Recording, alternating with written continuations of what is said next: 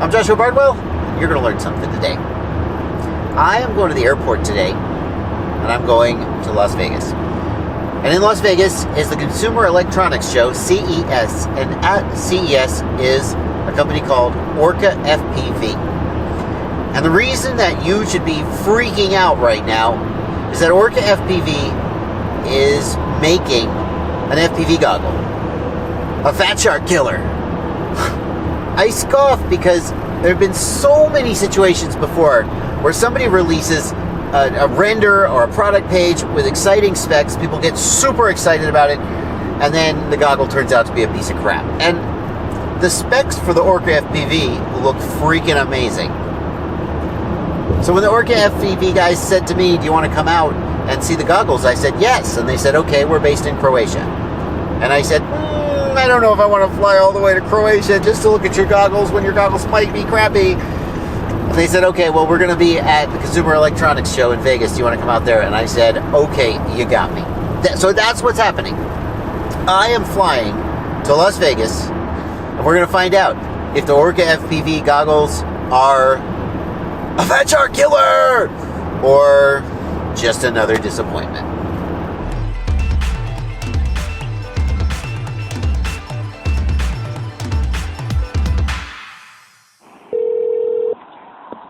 Hello? Hey, I'm your Uber. I don't know, the app isn't showing you coming. Yeah, I'm stuck at a stoplight. The stoplights here are, if you want to make a turn, I'm about ready to blow it because I'm starting to get, I'm getting some anger issues right now. This is getting a joke already. So if I can ever make the turn, the next turn's a right turn, I should be able to. All right, you're good, man. I've been here for about 7-8 minutes. I'm sorry. You're good. All right, thank you. I'm on my way. Bye-bye. All right, cool. No. Yeah. She saw me with the camera. She wants to know if I'm media.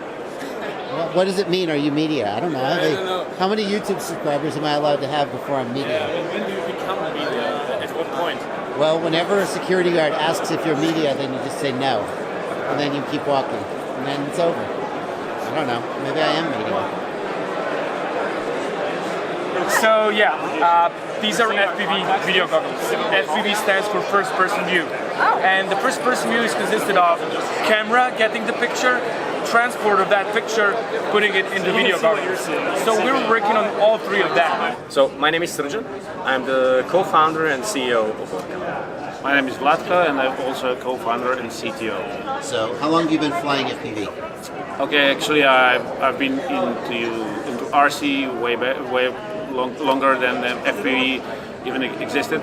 So when FPV emerged, I got hooked up immediately, and I introduced Srđan in our company, in our office with the tiny whoops, and it didn't take long for him to get hooked. Yeah, actually, this is how it all started. You know, when I was about to buy goggles and Vlatko was about to buy new goggles, we realized that, you know, when we bought them, we said, okay, this is very expensive and it's not as good as we would expect. And we were sure that we could do it for less money and better. And we were wrong on one count. You can do it better, but it turned out that cheaper is really, really a hard thing to do. In what ways do you think you can do it better than, well, the Fat Shark is the current industry leader? How are you going to do it better? So, first of all, listening to the community and implementing all the features that people tell you that they want to have. Then implementing some of our own ideas of what should be implemented in the product. And then I strongly believe in doing stuff without compromise, and it's we wanted to do a product that will be the best product in the world in its category. And this in concrete terms, it means a larger FOV, high resolution, impeccable finish quality. So these are the things that we were gunning for. And why did you think it would be easy to do it cheaper? Because I think a lot of people out there share that. They're like, surely these are overpriced. Why couldn't you do it? We were ignorant, really. When we started, when you do hardware projects, you first do high level architecture, and then you start zooming into details, and you start when you do your kind of research and design, then you start costing stuff. And then when we started costing stuff, we realized that all the costs add up, and the major cost factor is the micro display. So the micro display is what makes video goggles that expensive. If you want to have best micro display out there, you're paying the price, and there's no two ways around that. And when we learned how much the micro display is going to cost, to be honest, we were kind of close to kind of pivoting to a compromise, but then we decided, we're not going to be doing any compromises. We set out to do the best product, and we'll do the best product. This is it. This is the real first impression of the Orqa. Is it Orqa FPV.ONE? Orqa FPV.ONE. And my first impression is that it's smaller than I thought it was going to be from the renders. I don't even have it out yet. I was a little worried about the size from the renders, but this is pretty reasonable. So let's unzip it. There we go. Okay, let's see. This is 3D printed. Okay, so this is still a prototype. This is okay. So we won't judge the sort of finish of the plastic. We have a micro HDMI out here. In micro HDMI in. This is AV and the barrel plug, right? And these are diopter adjustments or IPD? IPD. Okay, they're independent. Yeah. So you have independent diopter adjustments for each eye. IPD adjustment in case your eyes are not centered around your nose. Hey, it happens. What's the IPD range? 56 to 74 millimeters. 56 to 74. That's more than just a millimeter wider than Fat Shark. 56 is 56. very narrow. So hold on, let's see. Well, they're not turned on, so actually You can't see anything. Yeah. It's just darkness. What do we got here? That's the audio out and the head tracker. Head tracker out. Yeah. Okay. It's built in. It's not like modular. It's always Built-in head tracker. Yeah. Okay. For those who do that. Got an SD slot here. Yeah. Sure. High definition DVR. Yeah. Yeah. What encoding? H264. What do we got here? We got a little IR sensor. Yep. Yeah, What's that's that do? the auto standby. As soon as you take them off your head, you can set it up in menu so that they immediately go to the standby to save the battery. And so. Nice. Very nice. Okay. So we got a regular Fat Shark module bay right there. I see. This is the module. It's glued to the door. Yeah. I see. It's a prototype of our RX. Okay. You're going to sell it without the RX for those who already own? Optionally bundled if you want to use your own, but this is going to be standard, like diversity. Very good one. Yeah. But the standard diversity, not the. It's going to be a good one. It's not just going to be a throwaway piece of junk receiver. You have actual RF engineers on staff working on this. But people who already own like a rapid fire are going to be okay. We don't want to force anybody to buy anything that they really do not want to. And don't need. Yeah. So you guys are based in Croatia. Yep. Which is a part of the EU. Yep. I had to look that up.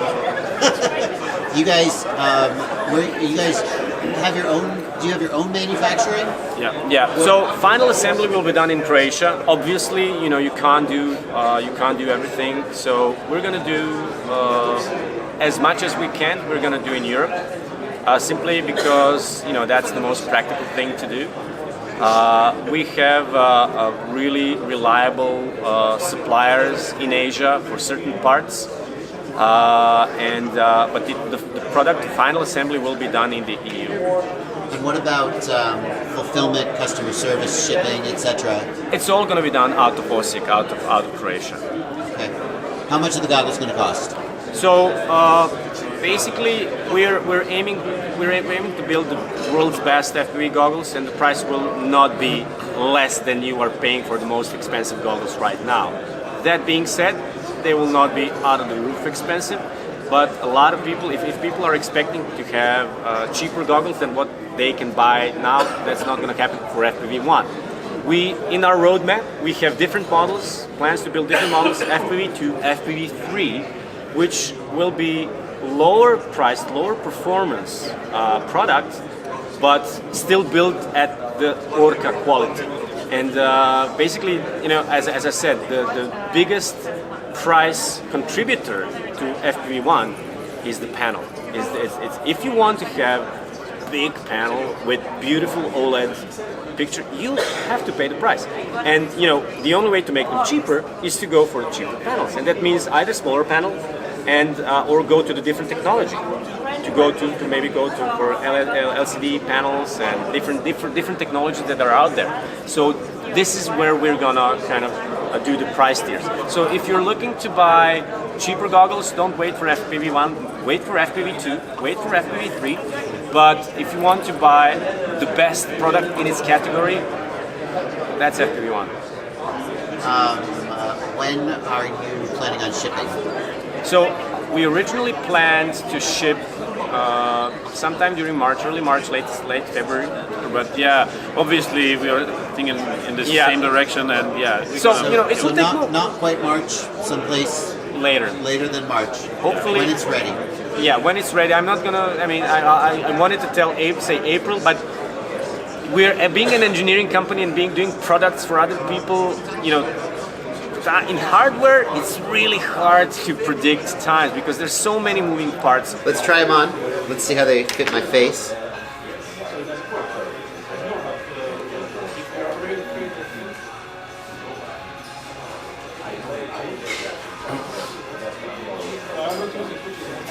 No light leak. No light leak. Maybe just the tiniest bit around my nose, but How do they sit on your nose? Do they pinch your nose? Yeah, they feel a little pinchy on my nose. I find them pinchy on my nose too. I have a big nose. So do I. Yeah, if I move them up a little, they don't pinch. But yeah, I think the nose is a little pinchy. Not the worst I've felt. I usually run a little bit thicker foam, so I think if I put my normal foam on, it would be fine. I also really like that you have a shroud behind the optical piece, so that as it moves left and right, you're not getting light leak in.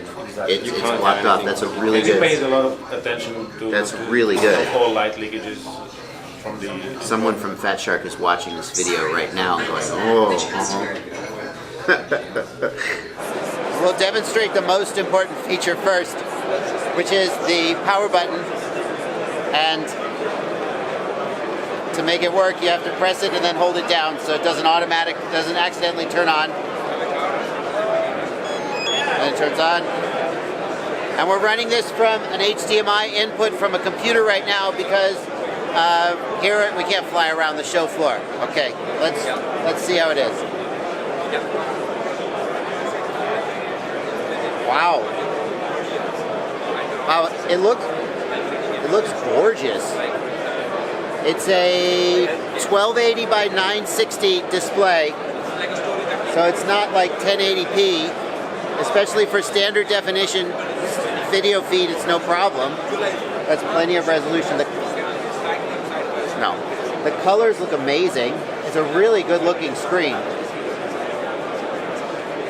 It's is it a 1.5 inch panel? 0.5 inch panel. So it's a Sony OLED display, which, I mean, that's quality. The field of view is, I'm happy with the field of view. A lot of time, oh, hang on, this is in 16:9 letterbox, right? 4:3, but maybe the video is 16:9. Yeah, how do you switch aspect ratio? At the moment, it's just what it takes from the HDMI, the pull outputs. Okay. So we cannot switch it at the moment, Okay. but it will be available. Yeah, I think it's widescreen, so... Wow, then if when it goes to 4:3 and the picture gets taller, it's going to actually be a massive field of view. I'm just going to watch this movie now. We would not go public with the product this early in development had there not been for the bug idea knockout. And this is the startup competition that actually brought us to Las Vegas, that brought us to CES. When we won the competition, we got picked up by Croatian media. And then local FPV community was so excited about, you know, Croatian company doing a premium product for FPV, that they've started posting us. And for the competition, we had to have the website, and as we usually do stuff, website was up the day before the competition, of course, you know. And then people started taking renders So from this is why it looks like you built a whole sort of shell company around a non-existent product. No. It's actually you just did it for the competition. Yeah. It's always really cool to meet the people behind companies and products, and I think before I got into the industry, I wasn't as aware of how that there's always just people behind these products, and we only see the product that they produce, but we can understand what's going on there better if we get to know the people. And that's why I think it's really cool for me to be able to go interview these folks and sort of share them with you. And I hope I don't know if you're having that same experience, but the goggle, a lot of you guys who are like, this product doesn't exist, you're not wrong. They literally have a hand-built prototype that they made for CES. They don't even have a production prototype yet. Like, here's the thing. Everybody says, why doesn't somebody make a goggle that's better than Fat Shark? That's one. Also, people say, why doesn't somebody make a goggle that's cheaper than Fat Shark? But they decided to do it. They decided to do what Fat Shark won't do. Do you remember in the interview with Greg from Fat Shark when he was like, well, people ask for bigger field of view and we could do that, but we'd have to buy more expensive panels and the goggle would be more expensive. And Fat Shark basically said, and we're not going to do that. Well, the Orqa guys basically said, okay, we will. And that's bold because, like, they're not talking about price, but they did say that it's not going to be a budget product, it's going to be a premium product. And so if you look at the Fat Shark HDOs, which come in around $500, we could probably assume these goggles are going to be that much or more. And that's tough because people already complain about $500 for a set of Fat Sharks. So this goggle is going to have to be damn near perfect, because if it has like better screens but crappy build quality, nobody's going to pay premium prices for it. So these guys have, I think they got a tiger by the tail, and whether they're going to be able to deliver, time will tell. I didn't see any massive deal breakers in this visit in terms of what they're doing with their goggles, and I saw a lot of little things that they've gotten right that show that they are thinking the right direction. And so I feel positive, but we got to see a final product. I'm looking forward to it. I'm thrilled that they're not taking pre-orders. They could open a pre-order page right now and take in a lot of money from people and then just sit on it and not deliver a product for months and months and months. And I'm happy that they're not doing that. So, okay, that's going to do it for this video. I'm going to go edit it. I hope you guys have enjoyed this first look at the Orqa FPV.ONE and Orqa, who Orqa is as a company. And I got to say here in the closing, thank you to my patrons, and thank you to the folks who click my affiliate links, and occasionally people just send me $5 via PayPal. Thanks to everybody who makes it possible for me to do this. I paid for this trip out of my money, which is really your money that you give to me. I wanted to make sure that they offered to travel me out here, but I was like, you know what? I'm going to stay as impartial as I can. If they're paying my trip, then people might suspect that I'm not being fair. So I paid my own way out here so that you guys could know that I was being impartial, and it's the patrons and all the other people who support me that make it possible for me to do this every now and then. So thank you guys very much. Let me know down in the comments. What do you think? How are the goggles looking? Is there anything I didn't answer in the video? Etc. I'll be reading the comments and responding, as always. Thanks for watching. Happy flying.